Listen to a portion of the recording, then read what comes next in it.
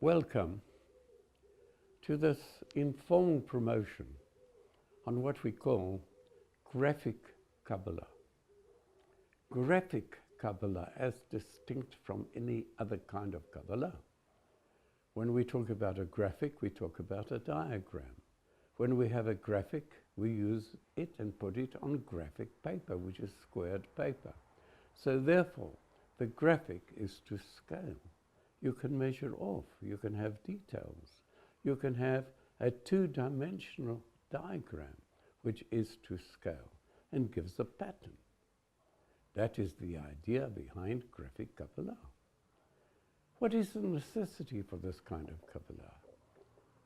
What can it give us? You know, if you have a look at the internet, if you do a little bit of research, you'll find that there are any numbers of sites dedicated and devoted to Kabbalah, freely available. Anyone could just turn on and get information that he wants, information relative to our times, because these sites are dedicated to giving ideas of Kabbalah which comes from the ancient past and projecting it into our times for our use at this very moment, for our advantage, so that we may gain something, get some understanding about the truths of Torah, about the truths of the Bible. So, what do we have to offer? What is so special that we can give you and use our basis of presentation in graphic terms? At the outset, let me give you some idea of my hashkafa, my Weltanschauung, my worldview, that which I hold dear to me and is the basis of everything that I am doing. We go back many years, at least 50 years, to the days when the first of my ideas were published. And they were published under the title of The Earliest in Genesis and the Latest in Science, combining two systems of thought. The earliest in Genesis, dealing with religion, religious ideas, religious truths. And the latest in science, dealing with secular truths, mathematics, proofs in geometry about our universe. If you go into a lecture on mathematics, you don't expect to hear anything about religion. And if you go into a lecture of religion, you don't expect to hear anything about mathematical science. The two are worlds apart, and I'm putting them together. Why? Because, in my opinion, truth is truth. Truth is absolute truth. And if you have absolute truth, you can prove it. If you have a religious truth, you must be able to prove it scientifically, mathematically. That is the idea. And if you have the truth, you know about our universe. And if you have the truth, you can take these principles, which are based on logic, and project them, promote them, and you can project them into the future. Because the truth today must be the truth tomorrow, and it has been the truth in the past. That is the whole idea. So there's no question about speculation. I believe in this, that, and the other. I believe that is true. There's no such thing as believing in truth. You have the truth. It is and has to be true. When we talk about scientific truth, it is easy to go back to the origins, to the person who first gave the ideas and the proofs. You can read it, you can see it for yourself, it is easy. What about religious truths? For example, the truths of Torah. Where do we find something which gives and promotes and tries to help us to understand the truths of the Torah? Is there such a source? And the answer is yes. Because there is a work which is said to precede the Torah, come before the Torah. And it is there in writing. It's available. It's a document. Today the document has a number of forms because it has been published with variations. The first printed form of this document, of this particular work, this particular book, which is called the Sefer Yetzirah, the Book of Formation or the Book of Creation, goes back at least 1,000 years and a little more. This book, known before it was put to writing, according to our tradition, was there before the writing of our book of truth, the Sefer Torah, the book of the Torah, our Bible.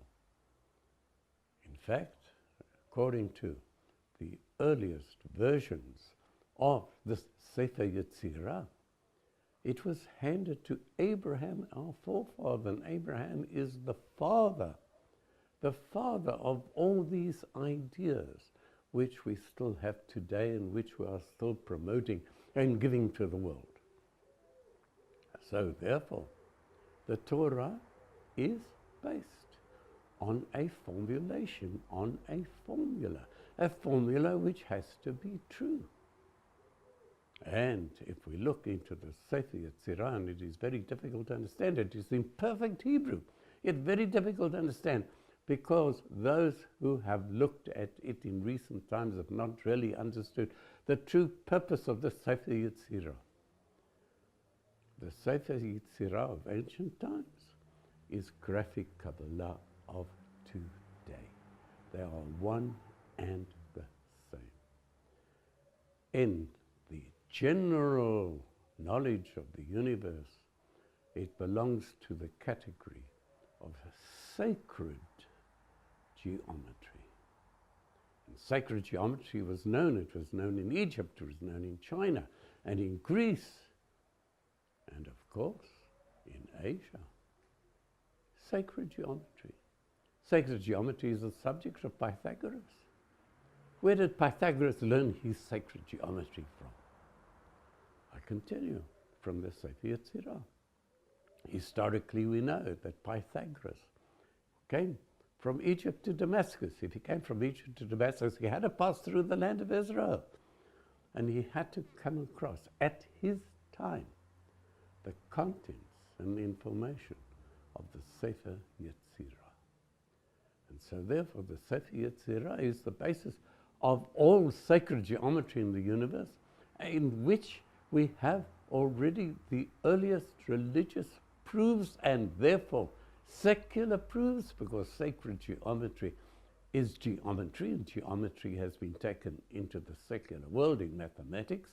We have proof from both worlds, from the earliest of times, before the Torah was written, before the word Bereshit, at the very beginning, which is the introductory term, the introductory word of our Torah.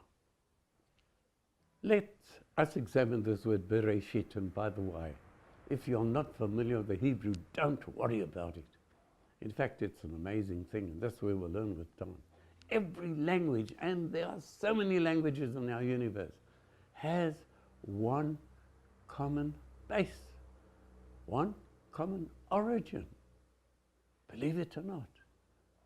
When I say believe it or not, you will believe it when I bring scientific proof. One common origin. And in fact, we are going to use English. I am using English at the moment, and English, as you know, is not a pure language at all, anything but. It is a bastard language. It's a collection, an agglomeration over the ages. And yet, you will find that I'm using English to prove the Hebrew, because English if analyzed correctly in terms of the Sefer Yetzirah, gives us the same answers. It has to, because language is a projection of the mind. And a human mind is a human mind, whether we come from China, or whether we come from India, or whether we come from the United States of America, it's still the human mind. And the human mind has a basic construction.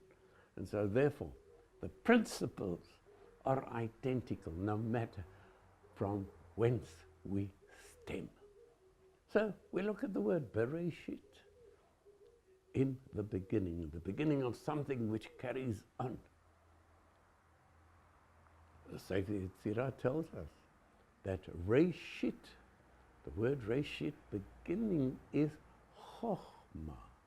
And Chokhmah is wisdom, divine wisdom which doesn't change. It is knowledge that is absolute. That is how it starts. Our Torah starts on a basis of absolute truth from the Reshit, the very beginning. And so you have it, Chokhmah, wisdom, which doesn't change, which means that there is a basic relationship between everything in this universe which is absolute. It is there. You can't differ it in any way. And furthermore, this term, Reshit, as beginning, as Chokhmah, is related to a single letter in the Hebrew alphabet, the alphabet, and that is the Mem, And in you have the idea of knowledge which does not change. And so therefore, everything can go back to one letter, to the You either agree, or you agree. And if you agree, then your thoughts correspond with mine. There is a relationship between our thoughts, and they are based upon wisdom, knowledge. If you accept this wisdom, then you will say, yes, And what do I do when I say, Have a look in the mirror, see what I do. My lips are together, and they spread out in the form of a line, a parallel line. Now, the same Sefer Yetzirah equates this wisdom with Mayim, and Mayim is water, truth and water. Strange combination, but we'll learn that it is true. The N in Mayim, water. Mayim Chayim, living water, which is the source of life. Knowledge is the source of life. The Eitz Chayim, the tree of life, which comes from the waters of life, which gives us truth and knowledge. All in the And what quality does this water have? We're talking about living water, not stagnant water which has been standing, but water which has been moving, or which is collected, which is in an open pool, or even in the sea. What quality does this water have? When this water is still, the surface is totally parallel. It is straight across. In fact, if we are building and we want to get levels, we can use a hose pipe and fill the hose pipe with water, and we get the tops of the levels of the water in the hose pipe on one side and on the other side, and then we know that we have a level field. That is the way we work. We use water because water is on the level. And if something is true and I am saying it as the truth, I am on the level. I'm being honest. I'm on the level. And if it's on the level, then it is balanced. And if it's a balance, there is a symmetry. Now notice in the word symmetry, you've got two M's in the symmetry. Mem, Because when you have symmetry, you have balance. Everything is straight. What is the word for truth in Hebrew? It is emet. In the Latin characters, E-M-E-T, emet. In the Hebrew, it's a letter aleph, and a mem, and a tav. Emet. Our sages have told us a long time ago that we can see the truth in the letters forming the word emet, truth. In fact, the aleph, the form of the aleph, has two legs. In other words, the letter aleph, when you look at it in graphics, in writing, you can see that it can stand by itself. And the same thing is with the letter mem.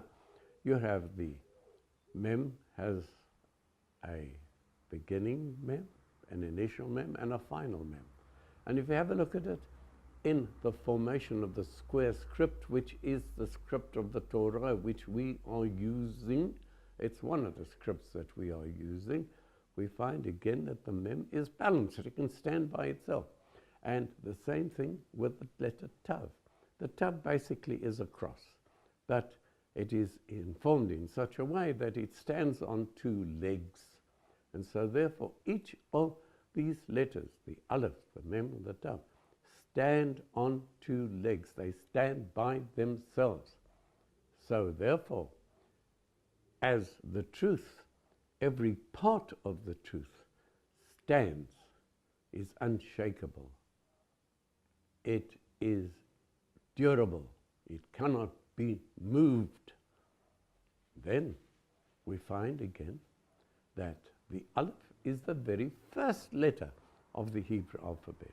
And the tav is the very end, the last letter of the Hebrew alphabet. And the mem is somewhere in the middle. In fact, it's an interesting thing. The Hebrew alphabet basically has 22 letters. In the Latin alphabet, you have 26 letters.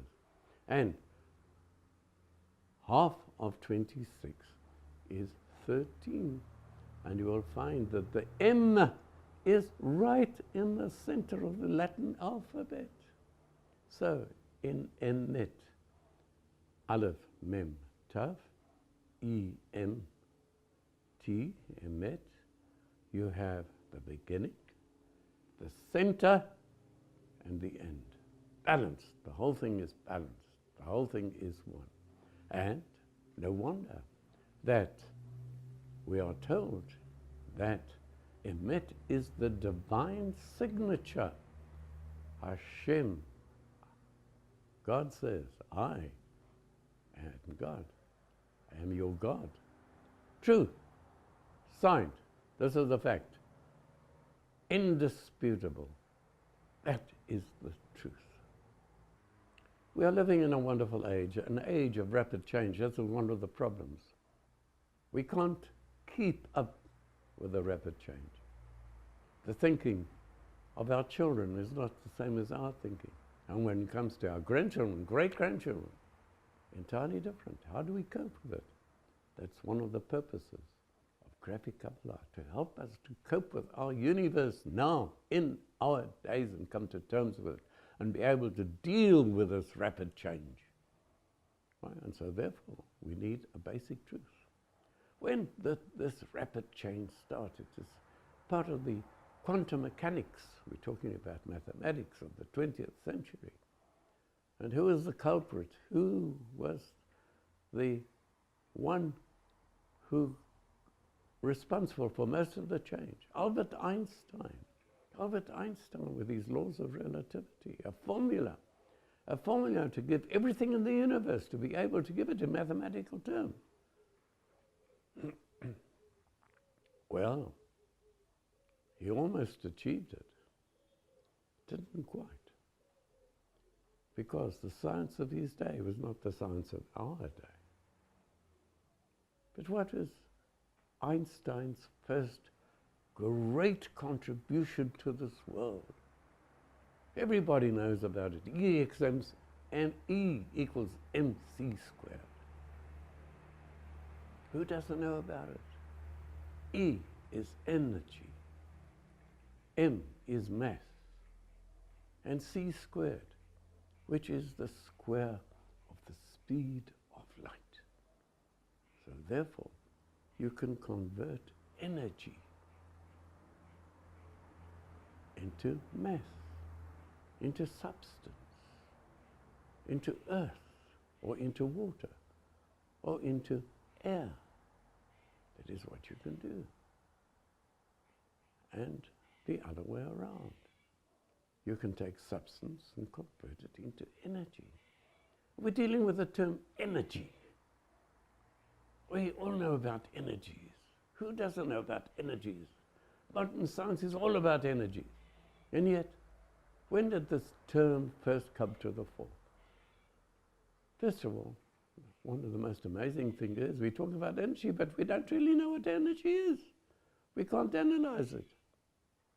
Secondly, if you look into the sciences, you find that energies, before 1850s, we didn't know about it. So, we have energy, we use it, we don't really know what it is. Doesn't matter.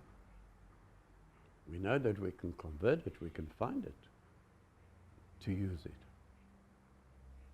We have the formula. Now,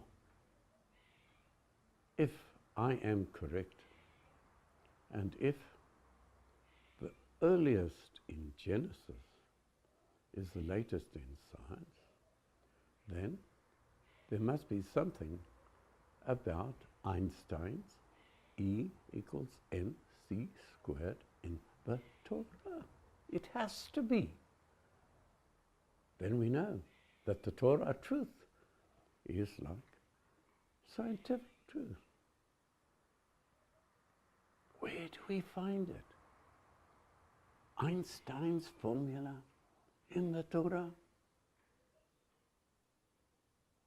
Well, before I reveal this little secret, I have to explain something. You have the letters of the alphabet through which we express ourselves, the language of knowledge, language of wisdom, the language of philosophy. Language, the way of human communication, the way of divine communication. And then you have, in the Latin, you have the alphabet, but then you also have symbols for mathematics. There's a symbol for 1, the symbol for 2, and so on. But in the Hebrew, you don't have it. In fact, the same letters are used for mathematics and language. This shows that from the very beginning, the expressions of language and mathematics, the sciences, are one and the same. And so therefore you get what is known as geometry, gematria. Gematria, geometry. What is geometry? It is the numerical equivalence of the letters of the Hebrew alphabet. The Aleph is 1, the Bet is 2, the Gimel is 3, the Dalet is 4, and so on. The Yod is 10.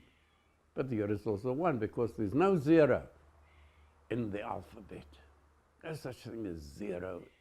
There's a positive being always, because God has always been there, so there can't be a 0. There was never a time when there was no God.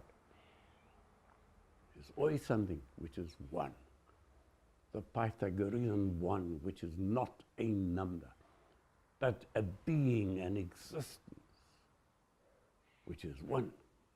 Totality, unity. Right. So, you can convert language into mathematics and mathematics into language through gematria. And how do you project this gematria? In graphics, graphic Kabbalah. Here you see it.